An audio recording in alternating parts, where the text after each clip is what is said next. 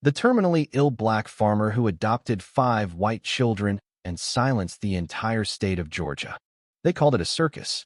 A dying black man in rural Georgia, taking in 5 white kids no one else wanted. The news didn't know whether to mock him or mourn him, so they just gawked.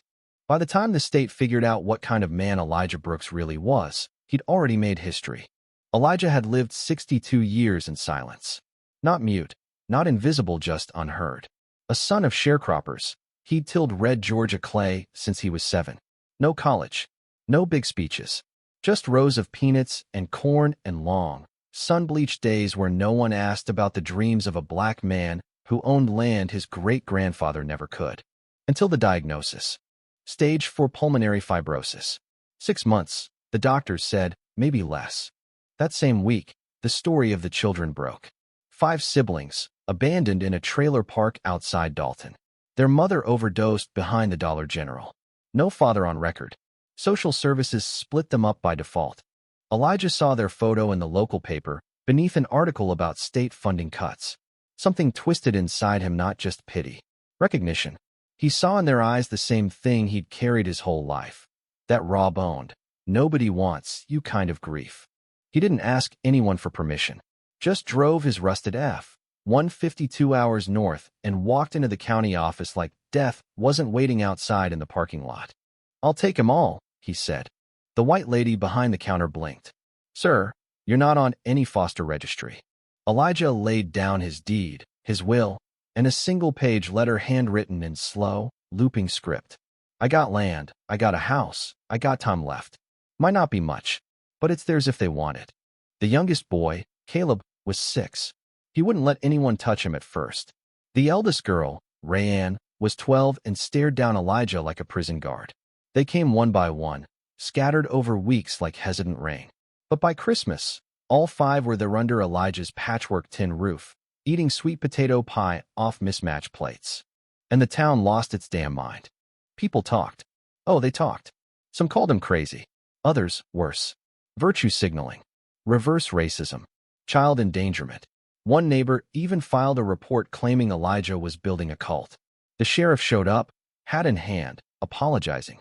"Just doing my job, Eli." "You doing your job," Elijah said. "Or keeping them kids from a warm bed." Still, the threats came. Slurs scrawled on his fence. A cross left burning in the bean field one night. Elijah didn't say a word. He just added another lock to the barn and sat on the porch with a shotgun and his oxygen tank like a goddamn monument. Then, in spring, Caleb started talking. Not just words. Full sentences. Smiling. He followed Elijah like a shadow, asking about seeds, tractors, stars. Rayanne started cooking dinner, saying grace like it was her own voice. The middle kids, Silas, Joni, and Will, found rhythm in the rituals. Milking goats, chopping wood, reading by lantern when storms knocked the power out. Reporters came. Elijah refused interviews. "You want a headline?" he said. "Print this. People ain't trash, just cause the world threw him out." But someone else spoke. Rayanne. She posted a TikTok from the back porch, panning across the fields at sunset, the siblings chasing each other barefoot, Elijah nodding off in a rocking chair. Her caption read, "He doesn't say I love you a lot, but he gave up dying to raise us. That's enough." It hit 1.3 million views in 2 days. Suddenly, the story belonged to America. A dying black farmer raising 5 white kids like they were born from his own bone. No politics. No charity stunt. Just stubborn, ordinary love. Churches reached out. Donations poured in. A state senator from Atlanta showed up, cameras in tow, smiling too wide. Elijah ignored him, told Rayanne to make lemonade, but not too sweet. Still, there were questions. Could a terminally ill man provide long-term care? Was this stable? Was it legal? The county board summoned Elijah for a hearing. Small room. Fluorescent lights. Suits and folders, and an air that smelled like disbelief.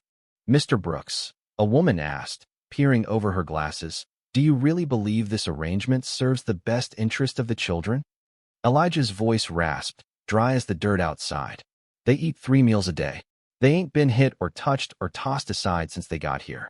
I reckon they sleep safe, laugh loud, and cry where someone hears them. So yeah, I believe it." The room fell still.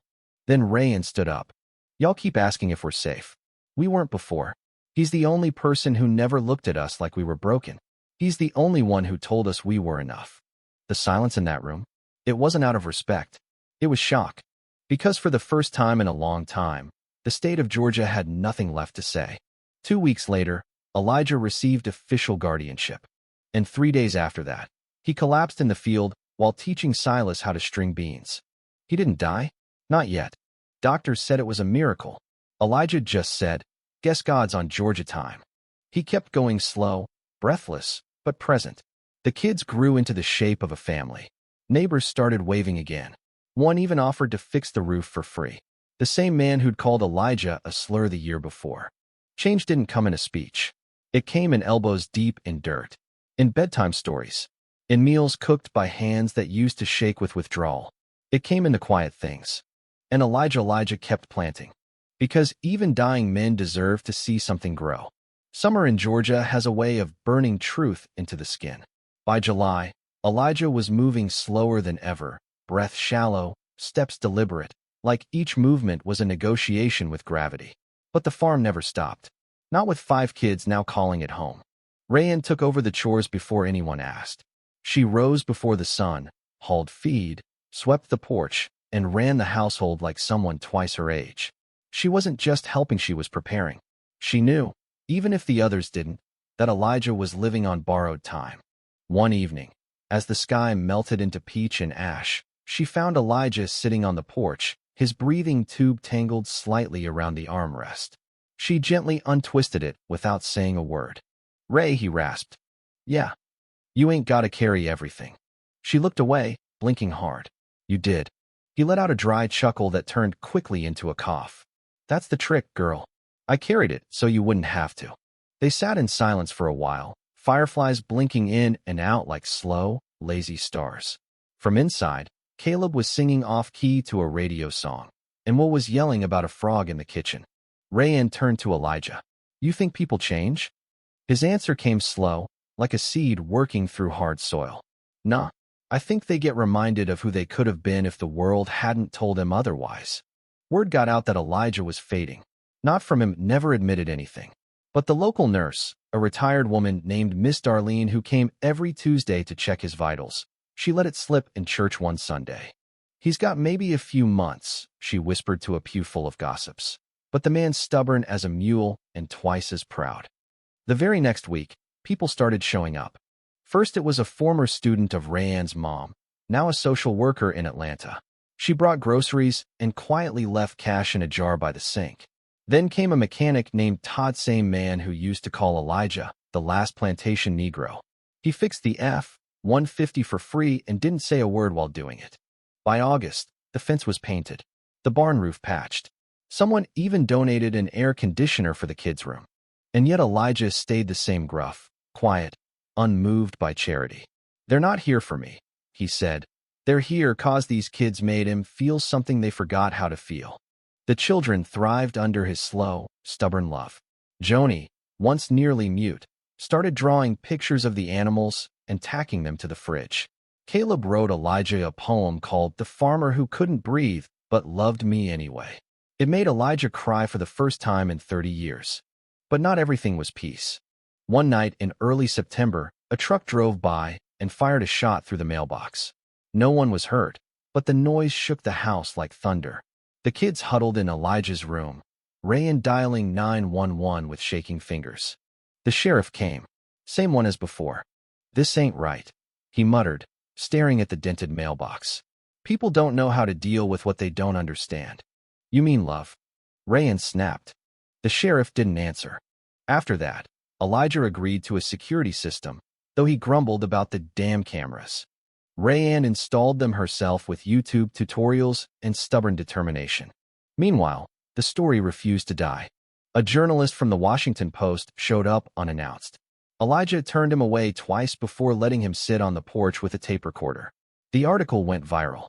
"A Dying Farmer's Final Harvest, Hope." Subhead: In a state still wrestling with its legacy, one man rewrote history quietly, with open arms. The article led to interviews, offers for book deals, even a Netflix producer who sent a fruit basket shaped like a tractor. Elijah refused them all. I'm not your content, he told the man. I'm a father. You want a story? Go raise 5 broken kids with a leaky lung. But one letter changed things. It came from the governor's office. A formal invitation to a civic ceremony in Macon. Elijah was to be awarded the Georgia Heart of Service Medal, highest civilian honor in the state. Heart of Service, he muttered, shaking his head. Ain't that something? Took getting half dead and raising 5 white babies for Georgia to say thank you. He didn't want to go, but the kids begged. Especially Joni. You always say we gotta stand tall when people looking, she said, tiny fists on her hips. So Elijah agreed, on one condition, he'd wear his overalls. The ceremony was surreal. Held on the steps of the Capitol, it was attended by politicians, faith leaders, and 3 local news crews. Elijah was pushed in a wheelchair by Will, his oxygen tank hissing faintly behind him. When they called his name, the applause echoed across the plaza like thunder. He didn't give a speech. He just stood slowly, painfully, and looked out over the crowd. I ain't a hero, he said. I just saw kids no one wanted. And I remembered how that felt. Then he sat back down. That was it. No grandstanding. No poetry. Just truth. Afterward, the governor shook his hand. You've reminded us of what Georgia can be. Elijah didn't respond. He was too tired. But Rayan spoke up. You gonna fix the system that left us behind? She asked. Or just give out medals so you don't have to? The governor smiled tightly. We'll be reviewing policies. Good, she said. Start with foster care. Back home, the medals sat untouched in a drawer. Elijah didn't care for symbols. Real awards, he told the kids, are smiles and warm plates. That fall, the farm turned golden. The peanut fields shone under the dying sun, and the trees blazed with red and orange. Elijah spent most days in bed now, propped up on pillows, Caleb reading aloud beside him. Rayan handled bills and school forms. Joni fed the animals. Silas fixed the fence without being told. Will baked bread for the first time and burned it so badly the oven smoked. But Elijah still smiled. Because they had learned. They had become. And when November rolled around, and the doctor came to say the words no one wanted to hear, that it was time for hospice, Elijah just nodded. I know, he whispered. I was never scared of dying. Just scared I wouldn't be remembered right. That night, Rayan climbed into bed beside him, her head on his shoulder like she was 5 years old again. You'll be remembered right, she said. Because we're going to keep telling the truth. Outside, the wind picked up. Leaves scattered like memory. And Elijah Brooks, who had once tilled the land no one thought he deserved, closed his eyes, not in fear but in peace. Elijah didn't die that night. In fact, he lasted through Thanksgiving, watching Rayan burn the turkey and Caleb sing hymns in a wobbly voice from the old Baptist hymnal he found under Elijah's bed. The kids decorated the porch with crooked paper turkeys and dried corn, and Joni made place cards with everyone's name written in shaky, crayon-scrawled cursive, including Elijah's. He smiled when he saw it. Got my own place at the table now, he muttered. Took me 60-something years. But his breath was thinner. His voice cracked more often. Some mornings he didn't speak at all, just nodded or smiled. His whole body a whisper of the man who once chopped wood barehanded in winter. The kids noticed. Silas stayed in the barn longer, hammering shelves they didn't need. Will got quieter, angry without knowing why. Rayan held it together, barely, until she didn't. It happened one night in December. She found Elijah wheezing worse than usual, slumped on the porch bench he'd insisted on using no matter how cold it got. I told you not to sit out here this late, she snapped, wrapping a blanket around him. You can't breathe out here. You're not. I'm not what? He asked, eyes steady. She stopped. Tears threatened. She shook her head. You're not leaving. Not yet. He reached out, calloused fingers resting gently on her arm. I'll be where you need me, he said, even if you can't see me.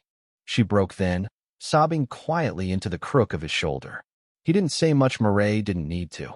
They both knew. The next morning, the sun rose late behind thick, silver clouds.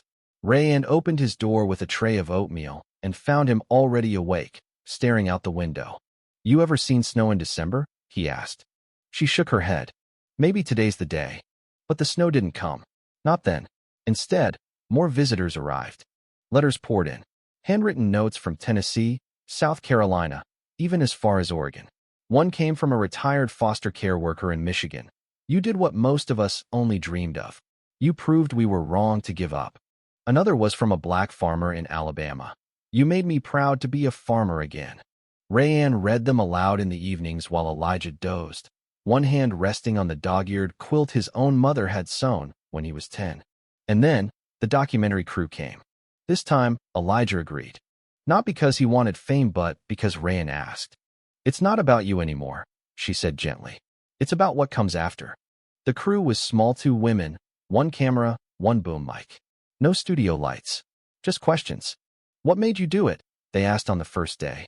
"I reckon I just got tired of watching people rot," Elijah said. "So I planted something." "What would you say to people who think race still defines love?" He chuckled dry. "Love don't give a damn about race. But people do. So I loved louder." "What legacy do you want to leave?" He looked out the window. The kids were laughing by the fence, Caleb chasing Joni with a stick he'd declared a magic sword. "I want him to forget they were ever unloved. That's all." The documentary aired 2 weeks later, Christmas Eve. It was only 20 minutes long, titled The Roots We Choose.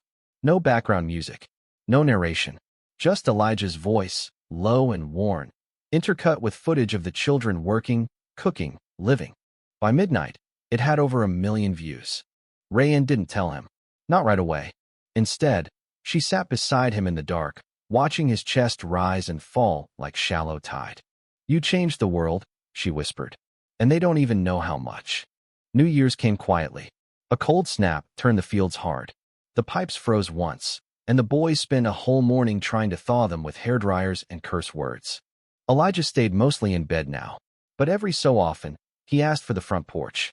They'd bundle him up, drag the recliner out with the oxygen tank, and let him watch the wind play in the bare pecan trees. "You ever think about heaven?" Caleb asked one day. Elijah raised an eyebrow. "You that worried about me?" Caleb frowned. "Just wondering if they got farms up there." Elijah smiled. "If they don't, I'll build one." Mid-January brought snow. Thick, slow flakes that blanketed the fields and silenced the world. It was the first time Caleb had ever seen snow. He screamed with joy, throwing himself into it, making angels in the yard. Joni joined, and Silas built a crooked snowman. Will tried to sled on a feed bag and crashed into a fence post, laughing so hard he cried. Elijah sat by the window, watching. "That's the thing," he whispered. "Even when the world's cold, kids still find a way to make angels." That night, he asked Rayanne to bring him his journal. It was nothing special, just a battered notebook with a red cover and water stains. He had scribbled in it for years thoughts, poems, planting schedules. No one had ever read it. He handed it to her slowly. "You keep this." She clutched it like a sacred text. "I will. Don't let em forget the real story." "They won't." He nodded once, then closed his eyes. That was the last full conversation they ever had. 3 days later, at 4:17 a.m., Elijah Brooks passed away. Rayanne was there. She held his hand the whole time. There were no machines, no monitors. Just the sound of snow melting off the roof and the slow, steady hush of breath fading into silence. She didn't cry right away. She just sat there, still and hollow, watching the first light creep over the horizon. When the kids woke, she gathered them all into the living room. "He's gone," she said softly. "But he's not gone. Not really." They all cried then. Even Will, who never cried. Even Silas, who didn't believe in heaven. The funeral was held on the farm. No church. Elijah had always said, "I talk to God in the dirt, not in a pew." They buried him beneath the old oak tree on the hill overlooking the fields. Hundreds came. People they didn't know. People who had only heard the story and drove hours just to say thank you. One man brought a bottle of Elijah's favorite peach tea and poured it at the base of the tree. "Figured he earned one more," he said. The kids spoke each of them. Caleb, voice trembling, read his poem again. Joni sang a hymn off-key. Will played a song on his harmonica that he made up the night before. Silas simply placed a tool belt on the casket. "He taught me how to build," he said. Rayanne spoke last. She didn't read. She didn't cry. She stood tall, voice steady. "He didn't save us. He chose us. And he kept choosing you's very day, even when we didn't believe in ourselves. So now we choose him. We choose what he stood for. We choose love that doesn't ask what color you are. We choose to keep building." And then, as if on cue, the snow began again. Slow, quiet, beautiful, like a whisper from the earth itself. Later that night, Rayanne sat on the porch with the journal. She opened to the last page, written in Elijah's scratchy hand. If love is a seed, then let them say I died planting. Let them say I died watching something grow that the world swore could never live. She closed it gently and held it to her chest. He was gone, but everything he built still standing. The farm, the family, the silence across Georgia, broken only by the sound of 5 white children who now knew what real love looked like. Spring came early that year. The frost melted off the fields before March, and with it came the first green shoots, stubborn, vibrant things that pushed through the same Georgia clay Elijah had spent a lifetime wrestling. It was like the land remembered him, like it knew the hands that once pulled weeds and buried seeds were now buried beneath the old oak tree on the hill. Rayan stood there often, sometimes at dawn, sometimes late at night, always alone. She didn't cry much anymore. Grief had hardened into something else, resolve. She didn't just miss Elijah, she owed him. They all did. By April, she had turned 17. She was still technically a minor, but everyone in town had stopped pretending she was a child the moment Elijah passed. Miss Darlene, the nurse, helped her file paperwork to become the kid's legal guardian. The courts tried to argue. The county said no 17-year-old should be raising 4 other children. But then the town spoke. Letters came in. Testimonies. The school principal. The sheriff. The church. The mechanic. Even the social worker who once called Elijah's adoption unorthodox sent in a signed affidavit. These children are thriving because of her. Let them stay together. The judge granted full temporary custody. She'd turn 18 in 11 months anyway. The decision made headlines. Teen girl becomes legal guardian to siblings adopted by terminally ill black farmer. Rayan hated the title. He wasn't just a farmer, she told one reporter. He was the first person who saw us. The farm needed work. Taxes were due. The tractor was wheezing louder than Elijah ever did. But she figured it out. Sold off some land at the edge, 5 acres no one ever you said to a woman who wanted to start a honeybee sanctuary. The rest she kept. They all kept going. Caleb joined the 4-H club and entered his first goat into the county fair. He didn't win, but Elijah's name was printed on his ribbon, in honor of E. Brooks. Joni painted the mailbox, bright yellow, with 5 white doves. Rayan let her. People stopped throwing things at it after that. Silas started a YouTube channel about farm repairs. It got a few thousand followers. His most watched video? How to fix a tractor your dad died on and still keep breathing. He didn't explain the title. Will applied to culinary school. He didn't tell anyone at first. Just came into the kitchen one night, dumped a pile of acceptance letters on the table, and said, I'm going.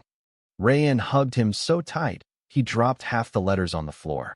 They were becoming more than survivors. They were becoming whole. But not everything was easy. There were still whispers, still looks, still moments at the grocery store when someone would pause, see the 5 of them, and frown like the math didn't add up. White kids. One teenage girl. A black man's name still on the mailbox. One woman asked Rayan if they were still doing that social experiment. Rayan stared her down. We're not an experiment, she said. We're a damn miracle. Summer came again. The second without Elijah. And this time, something new happened. A young couple moved into the old house across the field. They had a toddler and a dog and asked if they could help plant sunflowers along the road between the 2 farms. Said it was in honor of the man they'd heard about on the news. Rayan said yes. They planted 3 rows. In July, a publisher from New York contacted her about turning Elijah's journals into a book. She thought long and hard. She didn't want to exploit him. But the publisher said, his words matter. Not because he's gone, but because he made something stay. She agreed. The book was titled Roots in the Clay. It featured Elijah's original handwriting on the cover and a photo of the 5 kids standing beneath the oak tree. It became a quiet bestseller. Oprah read a passage from it on a live stream. A professor from Emory built an entire curriculum around it, called Radical Compassion in the American South. Still, Rayan didn't care much for fame. She only cared that people stopped calling Elijah a symbol. He was a man, she told every interviewer.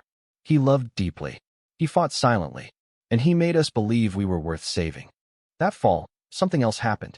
The school board voted to rename the elementary school where Elijah once tried to register the kids and was told there wasn't room. Now, the front sign reads, Elijah Brooks Elementary School, where every child is planted with love. The dedication ceremony drew over 2,000 people. Rayan spoke again. She wore Elijah's old flannel, rolled up at the sleeves. He wasn't perfect, she said, but he was brave in a way most people don't even try to be. He didn't ask for applause. He asked for potatoes to be peeled, goats to be fed, and children to be loved. So we'll keep doing all three. The crowd gave a standing ovation. She didn't cry until she got home. When she did, she let it come in waves, loud and ugly and grateful. Because some things hurt even when they've healed. And some love lives longer than the body it started in. The winter that followed was harsh. Pipes froze again. The heater broke for a week. But they made it. Joni started making her own clothes. Will came home from school every weekend and cooked full meals. Caleb won first place in the science fair with a soil pH experiment titled, "Why My Dad's Farm Grows Everything Better." The judges asked about the title. Caleb just smiled. Because the roots here were planted in love. Then came Rayan's 18th birthday. She didn't want a party. She didn't want cake. But the kids insisted. They made a banner out of feed sacks and tied it between two pecan trees. Silas cooked ribs on the smoker. Joni made a pie. Will baked bread again this time without burning it. And Caleb gave her a single, perfect drawing. Her and Elijah, sitting side by side on the porch, the sunset stretched behind them. He'd drawn it from memory. "You're the reason we stayed together," he whispered as she opened it. "You're the reason we're still here." She couldn't speak. She just held him. That night, when the kids were asleep, Rayan went out to the hill. She stood under the stars. The sky above Georgia was clear and sharp, the kind of clarity that made your chest ache. She spoke aloud. "I kept my promise." The wind rustled through the oak's branches. Leaves danced in silence. "I kept them safe. I built what you started. You gave me roots." She knelt, placing a small wooden box beside the grave. Inside, a copy of the book, Elijah's watch, and 5 Polaroid photos of the kids laughing in the kitchen. "I thought you were the end of our story," she whispered. "But you were just the beginning." Behind her, the porch light flicked on. Joni was waving, calling her in for cocoa. And Rayan stood, brushed the dust from her jeans, and smiled. Because the house was still standing. The children were still laughing. And the silence that once swallowed Georgia? It had been replaced by voices strong enough to carry.